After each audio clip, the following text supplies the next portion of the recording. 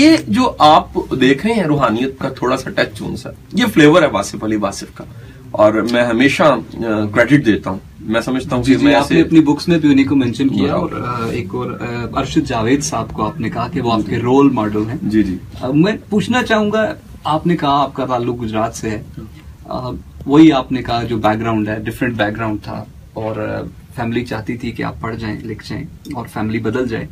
मैं ये पूछना चाहता हूँ कि जिंदगी में ऐसी कौन सी जगह आई, हर एक इंसान, आप सिर्फ 36 इयर्स ओल्ड हैं, हम लोग आपसे बड़े हैं, तो मुझे ये समझ नहीं आई कि 36 साल की उम्र में ऐसा कौन सा मोड़ आता है, ये ऐसी कौन सी जगह आती है जिसने एकदम एक बिल्कुल एक तब्दील आदमी।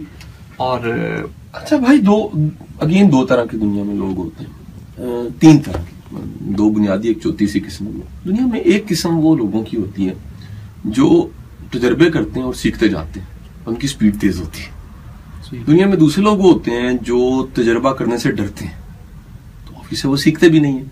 तीसरी किस्म के वो लोग होते हैं जो तजर्बा करते हैं लेकिन सीखने को तैयार नहीं होते।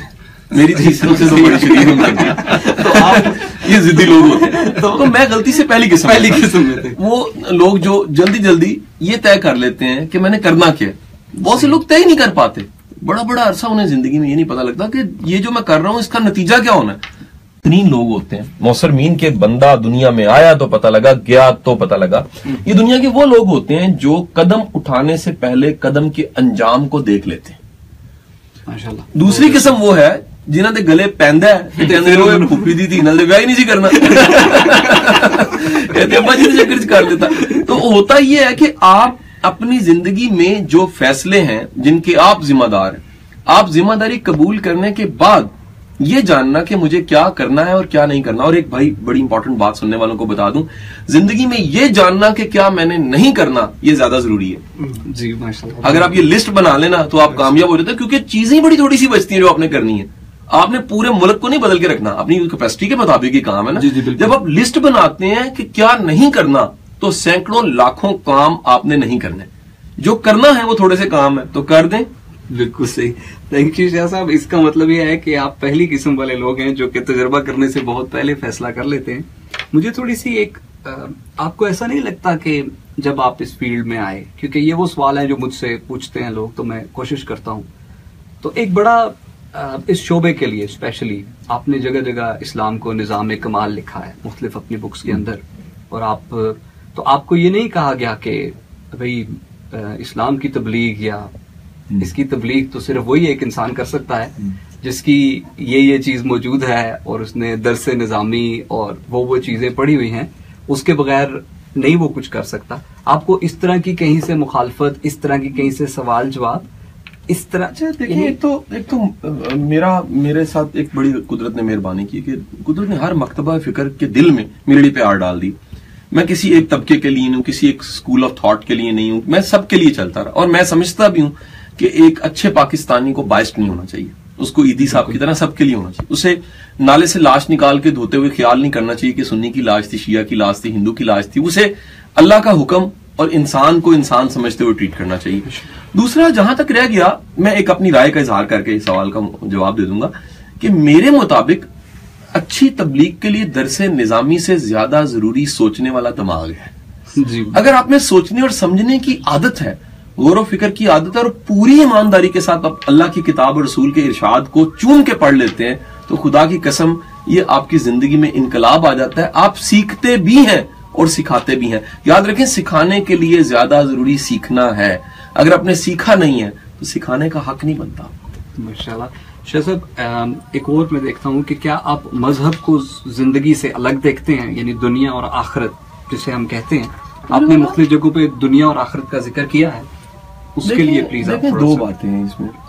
वो तमाम लोग जो दीन और दुनिया को अलग समझते हैं, मैं कहूंगा उनका दीन का मुताला सतही है, माफी के साथ। जिस भी शख्स ने दीन का मुताला मेहनत से, अपनी कोशिश से, अपनी स्ट्रगल से किया, वो कभी कंफ्यूज नहीं होता। तो फिर उसे कुरान बोलता हुआ नजर आता है कि ये कुरान तो मुझसे मेरी बात कर रहा है। जो कुरान को पढ़ता है सिर्फ अपनी जाती मुफाद की हद तक या सतही पढ़ लेता है, वो डूब नहीं सकता।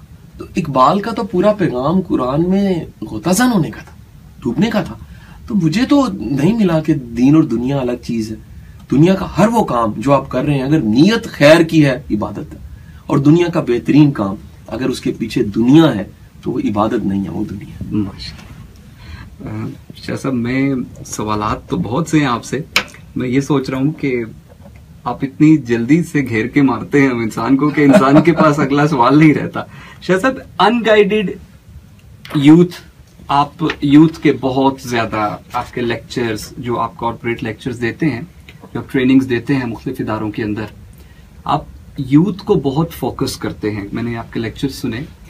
जवानों को आप, जैसे इलामा इकबाल हर दूसरे शेर में जवानों को मेरी आह सहर दी, बिल्कुल, फिर इन शाही बच्चों को बालों पर। तो ये आप बहुत जिक्र करते हैं इलामा इकबाल का, या आप इसी तरह यूथ को, आपको क्या लगता है, आप किसी इनकलाब की तरफ उन्हें ले जाने के लिए कोशिश कर रहे हैं? शायद पता नहीं मेरी स्ट्रेटेजी इस पे क्या राय होगी लोगों की, लेकिन जो मैं समझ पाया हूं, इस मुश्किल सी जिंदगी का आसान सा सबक जो मैं समझ पाया हूं, कि आपको सिर्फ किक मारनी होती है, आपको इनकलाब का दावा नहीं करना चाहिए। जो शख्स सोचने पे मजबूर कर देता है ना, वो बहुत बड़ा काम कर देता है।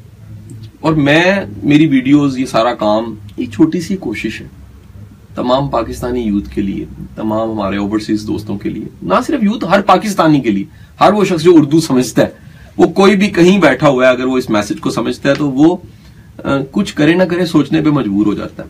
और भाई मेरा मानना है कि जिस तरह काम किया जाता है जिस्म से, तो हम उसे काम मानते हैं, सोचना भी एक काम है, सोचने पे माइल करना भी एक काम है।